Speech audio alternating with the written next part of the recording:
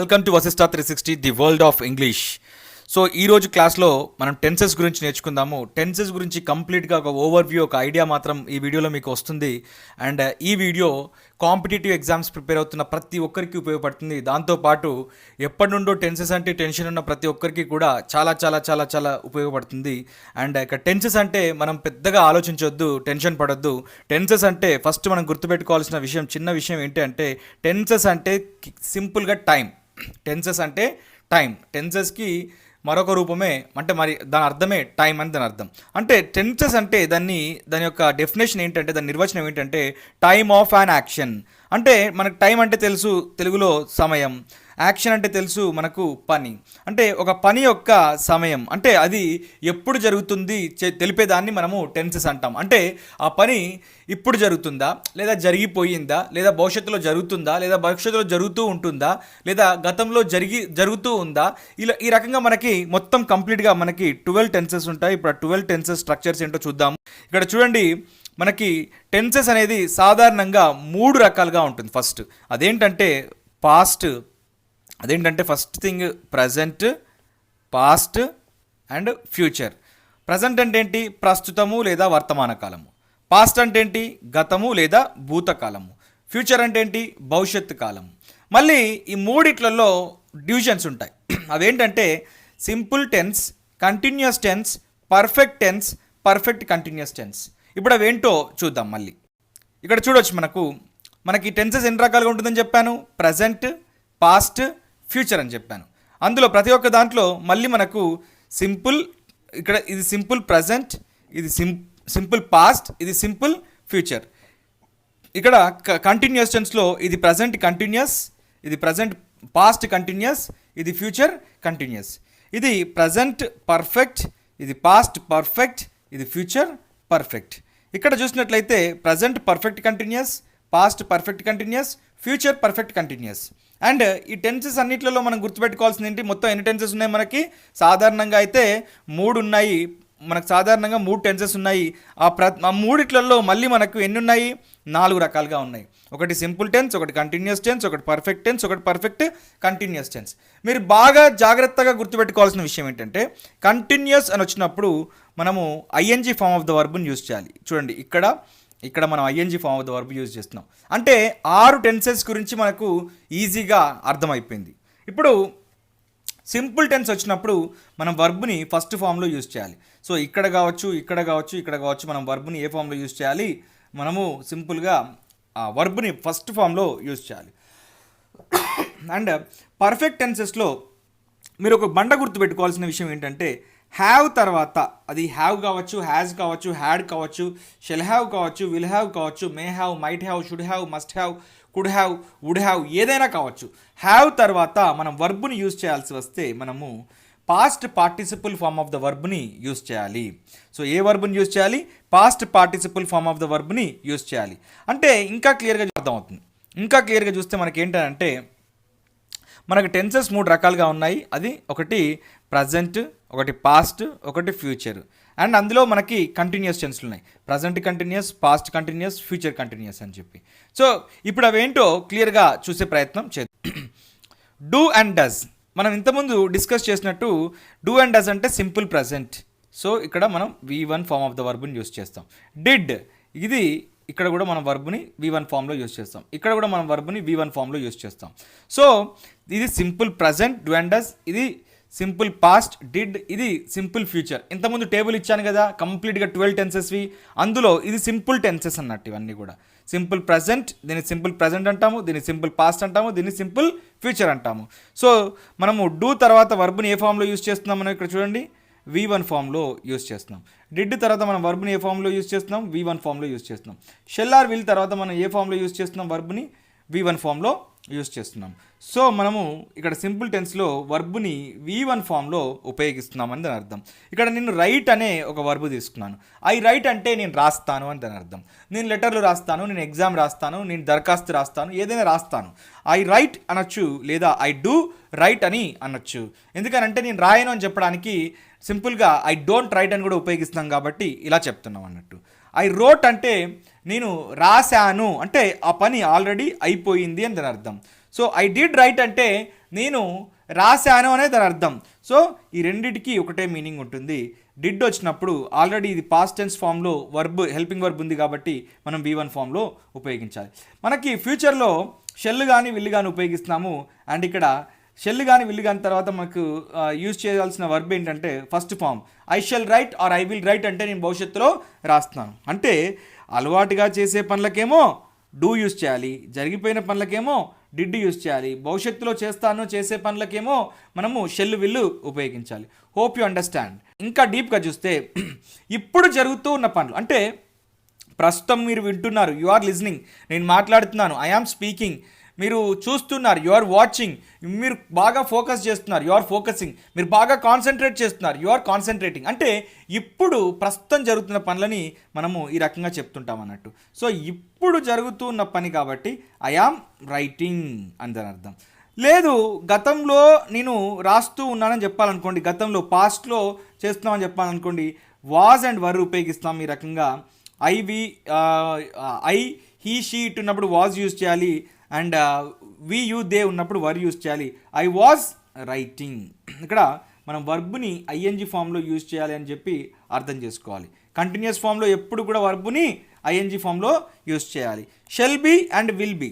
Shall be will be అంటే మనకి భవిష్యత్తులో చేస్తూ ఉంటాను అని చెప్పే ఒక పని అన్నట్టు.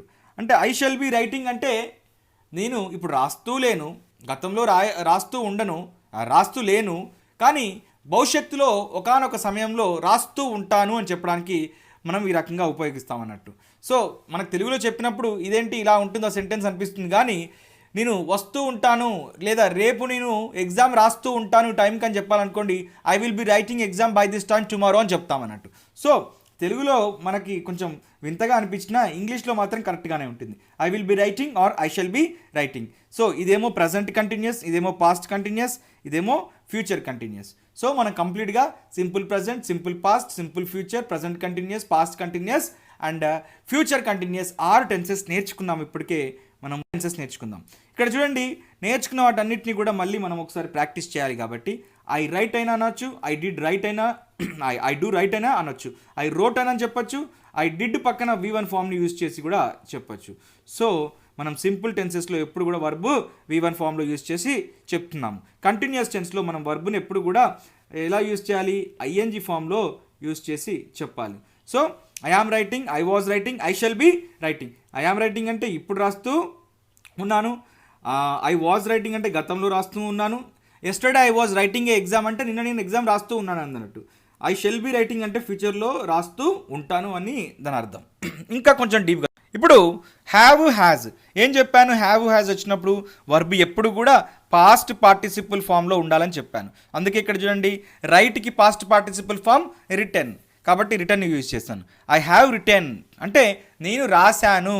అదే హీ షీ ఇట్ వచ్చినప్పుడు మనము ఎప్పుడు కూడా హ్యాజ్ ఉపయోగించాలి, కాబట్టి హీ హ్యాజ్ రిటర్న్ అని ఇక్కడ రాశాను. హ్యాడ్ ఎప్పుడు కూడా గతంలో జరిగిపోయిన 2 పనుల గురించి చెప్పినప్పుడు ఉపయోగిస్తాము.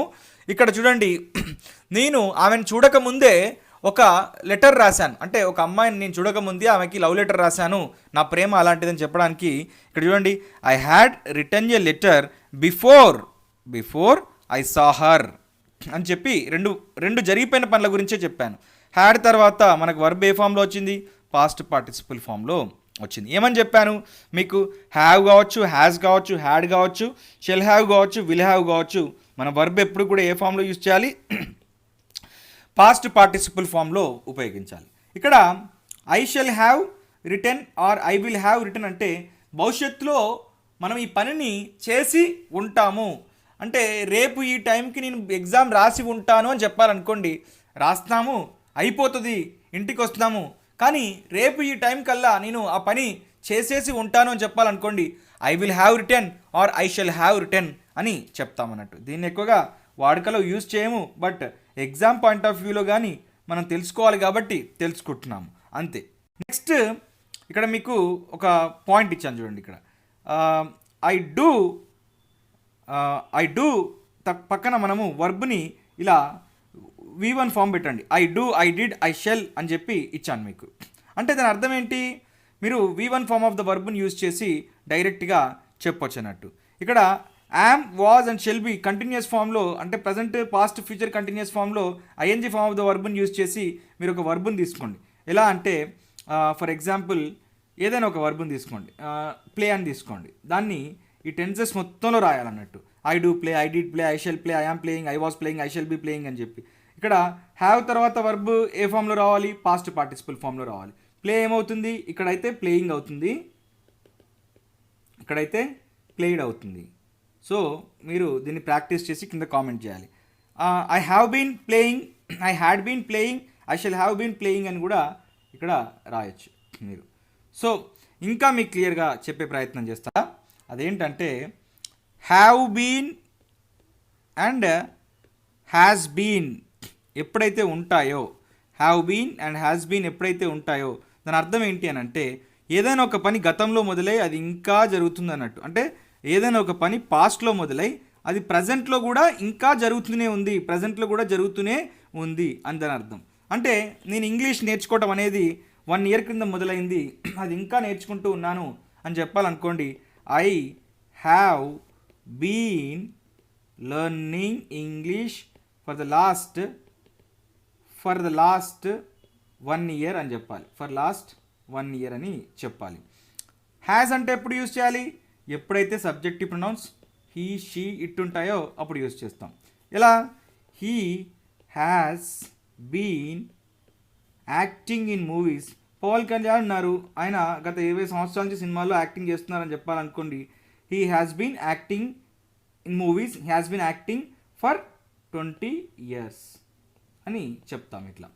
నెక్స్ట్ ఇంకొక ఎగ్జాంపుల్ ఇస్తాను చూడండి. Had been. హ్యాడ్ బీన్ అంటే ఏంటి? ఏదైనా ఒక పని గతంలో ఒక పాయింట్ వరకు జరుగుతూ ఉంది. ఫర్ ఎగ్జాంపుల్ నిన్నటి వరకు జరుగుతూనే ఉంది అని చెప్పాలనుకోండి.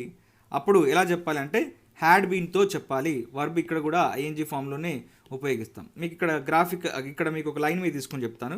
ఇది పాస్ట్ అనుకోండి, ఇది ప్రజెంట్ అనుకోండి. అనుకున్నప్పుడు దీని అంతా కూడా ఒక లైన్లో తీసుకొని చెప్తాను.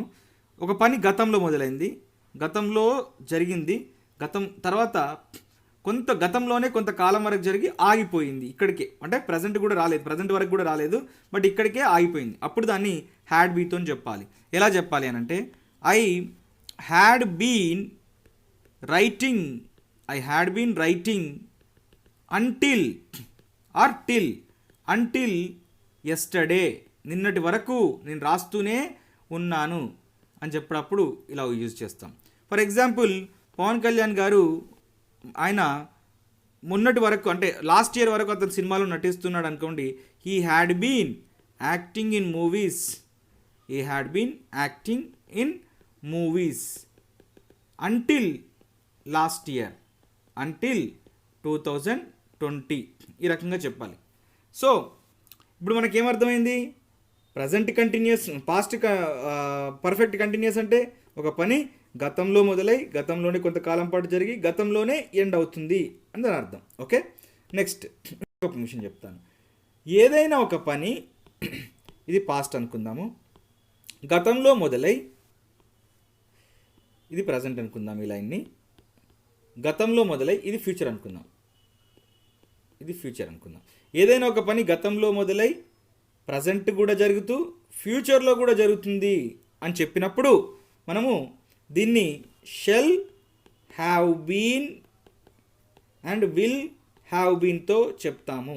Shell have been and will have బీన్తో చెప్తాము. దీన్ని ఇంగ్లీష్లో పెద్ద యూజ్ చేయము, బట్ ఈ ఫ్యూచర్ పర్ఫెక్ట్ కంటిన్యూస్ వచ్చినప్పుడు వర్బ్ని ఐఎన్జీ ఫామ్లో యూజ్ చేయాలి. సింపుల్గా షెల్ విల్ ఆల్టర్నేట్గా యూజ్ చేసుకోవచ్చు. I shall have been writing letters by 2024. I will have been teaching English by 2025. ఈ రకంగా ఫ్యూచర్లో కూడా జరుగుతూ ఉంటుంది ఒక పని అని చెప్పినప్పుడు ఉపయోగిస్తాం. Hope you understand well. Thank you very much for giving this opportunity. All the best.